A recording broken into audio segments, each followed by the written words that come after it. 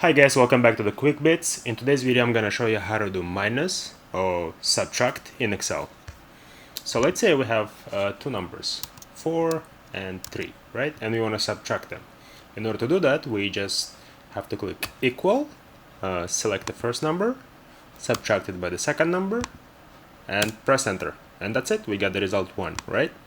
And then from there, if you want to do the same operation on many columns, right? You can do, like, let's say you have this other numbers, say, and you want to do similar operation. All you have to do is just drag it here,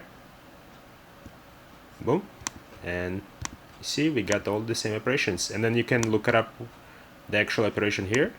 You see, you subtract these numbers, then if you click here, again you subtract these numbers, it shows you what you did. Alright, I hope you guys like this video. Please like and subscribe and write your comments. Thank you very much. Bye.